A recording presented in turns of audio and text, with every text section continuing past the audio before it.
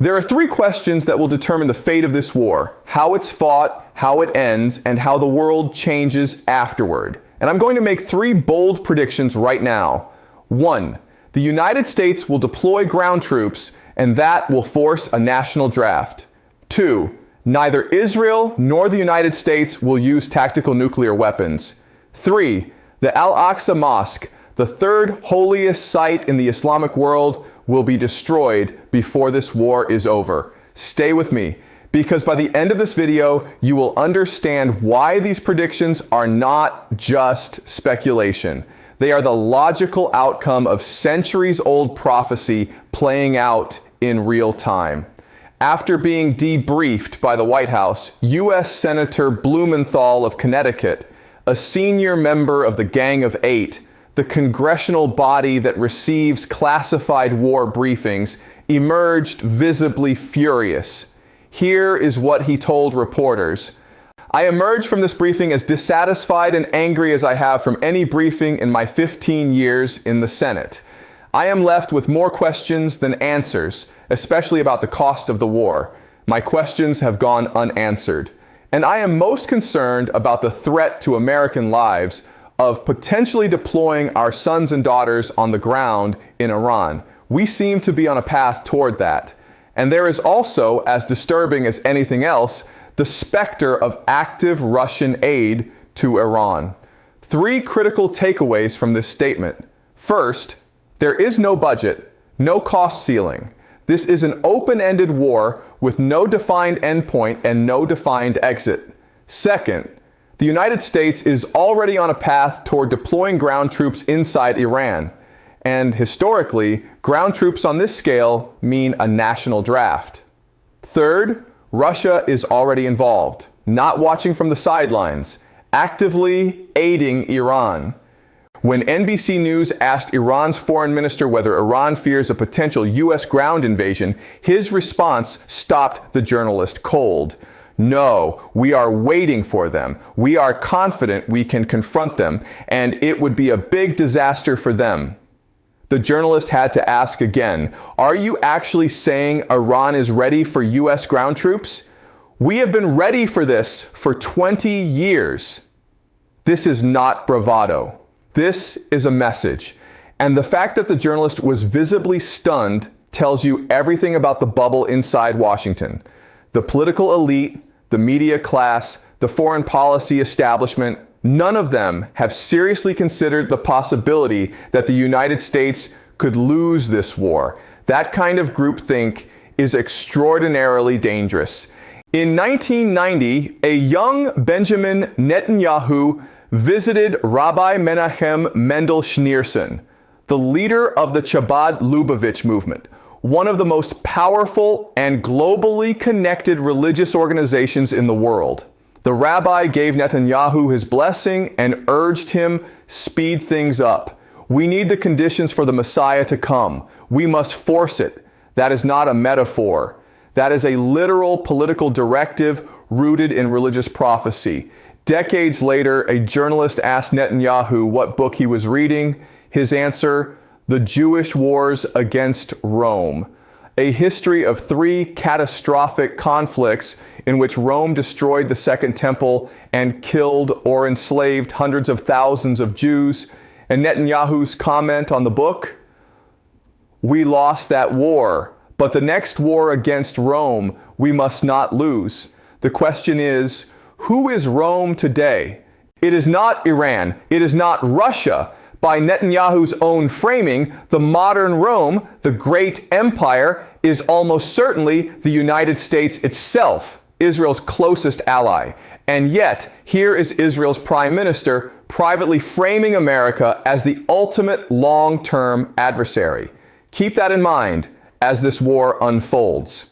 In 2018, Pete Hegseth, now serving as U.S. Secretary of Defense under Donald Trump, gave a speech in Jerusalem to a gathering of Christian Zionists. Standing near the Western Wall, he said, 1917 was a miracle. 1948 was a miracle. 1967 was a miracle. 2017, declaring Jerusalem as the capital was a miracle. And there is no reason why the miracle of the reestablishment of the temple on the Temple Mount is not possible. Let's unpack those dates. 1917, the Balfour Declaration, in which the British Empire endorsed the creation of a Jewish homeland. 1948, the founding of the State of Israel. 1967, Israel's victory in the Six-Day War, capturing control of Jerusalem. 2017, Donald Trump moves the U.S. Embassy to Jerusalem, formally recognizing it as Israel's capital. Hegseth is drawing a straight line through history. Each event is a step in a divine plan. And the next step, by his own words, is the rebuilding of the Third Temple, which sits on the exact ground where the Al-Aqsa Mosque stands today. This is not fringe theology. This is the sitting U.S. Secretary of Defense speaking openly in Jerusalem. There are voices within Israel who have stated this even more explicitly. A rabbi, speaking publicly, described the Iranian missile strikes during the 12-day war as a missed opportunity. His words were these: "We could have pretended one of those missiles struck the Dome of the Rock. The Arabs would have blamed Iran. The Arabs would have gone to war with the Persians. And we could have just sat back." This is an openly discussed false flag strategy, with the deliberate goal of destroying one of Islam's holiest sites and igniting a regional war between Arab nations and Iran. The target is Al-Aqsa. The method is deception. The motive is religious. Now let me give you a framework that will permanently change how you see geopolitics. To explain why this war is happening, purely political analysis falls short. The economic incentives do not fully add up. The military logic does not fully add up. Something deeper is driving this conflict. That something is eschatology, the study of how the world ends. Every major civilization has one. It is a complete narrative that answers three fundamental human questions. Where did we come from? Why are we here? Where are we going? Think of eschatology as the operating system of a civilization. The eschatological script is the code that civilization actually runs on. If you can map the different scripts and find where they converge, where they all point to the same events, you can predict geopolitical behavior with remarkable accuracy. This is the law of eschatological convergence. Before we examine the eschatologies themselves, understand one foundational concept: the universal law of game theory. Any player that wins a game does so through three variables: mass, the number of people on the team; energy, their motivation, focus, and willpower; and coordination, how well they work together. Of these three, coordination is by far the most powerful force, roughly 4 times more valuable than mass alone. A small, highly coordinated team will defeat a large, disorganized army every single time. And the single greatest force for coordination across all of human history is not leadership, not money, and not military technology. It is narrative, specifically eschatological narrative, because an eschatology is a complete script. Everyone who believes in it knows their role. Everyone knows the goal. That allows people to coordinate across borders, across centuries, and across ethnic lines in ways that no government or military structure can match. Now let's look at the major eschatologies converging in this conflict today. The first is Zoroastrianism, the eschatology of Persia and the foundation of Iranian identity. Its core belief is simple: the universe is a battle between light and darkness, between truth and the lie. Humanity must choose the light. At the end of days, a final battle occurs, followed by a day of judgment. God creates paradise on earth for those who chose rightly. This is why Iran fights the way it fights. In their eschatological framework, being the aggressor is a sin. They endure, they absorb, they wait. Because dying for the light is noble. Destroying for power is not. The second is Jewish eschatology, specifically its most extreme accelerationist form. The mainstream Jewish tradition holds that redemption comes through humility, piety, and submission to God. When the Jewish people are spiritually ready, God sends the Messiah, who leads the diaspora back to Jerusalem, defeats their enemies, builds the third temple, and ushers in the Messianic age. But within this tradition exists a radical fringe that says, why wait? If we have faith in God, should we not act? Their position is this: go build Israel, return the diaspora, defeat the enemies, build the third temple, and compel the Messiah's arrival through action rather than prayer. Most Jews consider this heresy of the highest order, but the accelerationists are working harder than anyone else to achieve their vision. And because of that relentless effort, they are pulling the entire tradition in their direction. The third eschatology is Christian Zionism, technically called premillennial dispensationalism. Christian Zionism takes the Jewish eschatological blueprint and makes one critical revision. The Jewish Messiah is recast as the Antichrist. In this framework, the Antichrist rises, rules from Jerusalem, and triggers the war of Gog and Magog. At the moment of maximum danger for the Jewish people, Jesus Christ returns to save them. All true Christians are instantaneously taken up to heaven in an event called the rapture. The practical implication is this: Christian Zionists actively support the rebuilding of the third temple and the acceleration of end times events, because it hastens the return of Jesus Christ. This is why Pete Hegseth was standing in Jerusalem speaking about miracles. The fourth eschatology belongs to the Freemasons, who operate within the Christian Zionist framework, but focus on the systemic, institutional implementation of the end times world order. What they envision is called Pax Judaica, a global governance system controlled through artificial intelligence, digital surveillance, and centralized financial control.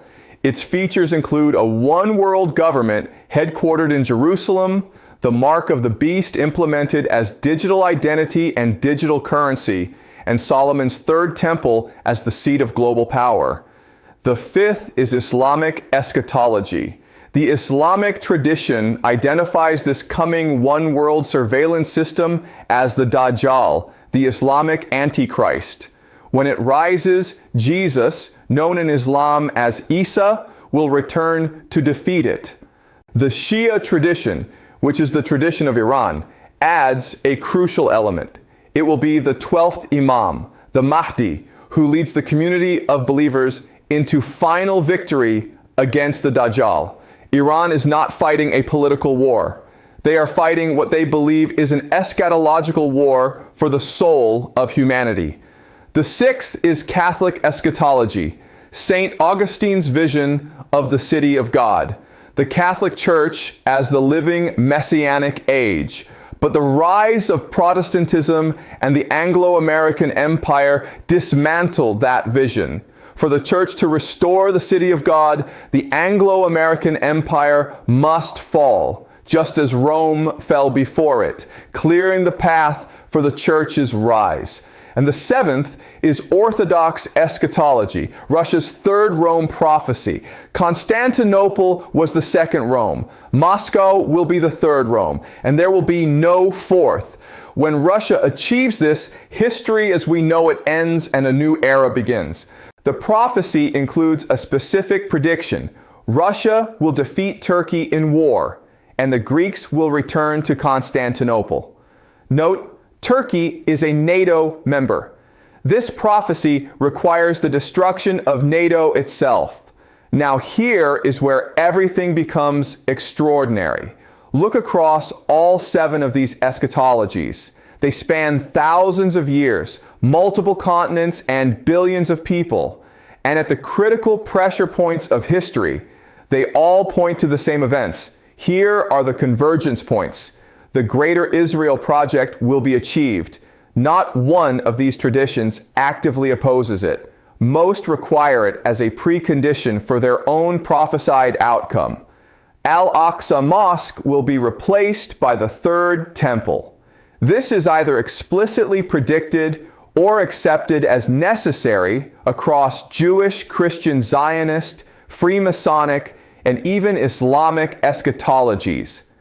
Anti-Semitism will rise dramatically, forcing the global Jewish diaspora to return to Israel, fulfilling a core requirement of the accelerationist eschatology. The war of Gog and Magog will occur, the final war before the return of God and the end of history. We do not yet know its full shape, but this war in Iran may be its opening chapter. The United States and China will become irrelevant. Astonishingly, no major eschatological tradition includes either nation in the final age. The most likely outcome for America, civil war triggered by a national draft and widespread domestic unrest. Pax Judaica will be established, a technology-driven global governance system in Jerusalem, with the world's leading technology companies migrating there as political power shifts eastward. And Russia will defeat Ukraine, break NATO, and deliver Constantinople back to the Greeks, fulfilling the third Rome prophecy. Based on the law of eschatological convergence, here is what we should expect over the next 2 to 4 years. United States ground troops will be deployed in Iran. This triggers a national draft. The draft triggers mass protests. Protests trigger the deployment of the National Guard. And the conditions for civil conflict inside America are set, fulfilling the eschatological prediction of American irrelevance on the world stage. The United States will lose this war, and America's military infrastructure in the Middle East, CENTCOM, will effectively transfer to Israeli command. The Gulf economies will be deliberately dismantled. Saudi Arabia, the UAE, Qatar, their economic foundations will be hollowed out as preconditions of the Greater Israel Project, which requires absorbing their territory. Turkey and Saudi Arabia will enter the war and suffer devastating consequences. Both represent obstacles to the eschatological agenda. Al-Aqsa will be destroyed. The third temple will be built. Iran will rise as the dominant regional power. And this is not a contradiction. A powerful, resurgent Iran fulfills its role in the eschatological script as Gog, the great force that ultimately marches on Israel before the final reckoning. The American economy will collapse without Gulf investment. The petrodollar system that has sustained American financial dominance will come apart. The consequences at home will be severe. We are not watching a conventional geopolitical conflict. We are watching the collision of ancient scripts written thousands of years ago, running simultaneously across civilizations, converging toward an outcome that no single nation fully controls. From a purely political perspective, this war makes no sense. From an eschatological perspective, it makes perfect sense. The law of eschatological convergence is not a theory about religion. It is a theory about power, about the stories civilizations use to organize themselves toward a shared goal. And right now, those stories are aligning in ways that every thinking person on this planet needs to understand. If this changed how you see this conflict, share it and stay tuned, because the next video will go deeper into the war of Gog and Magog, and what it means for the decade ahead.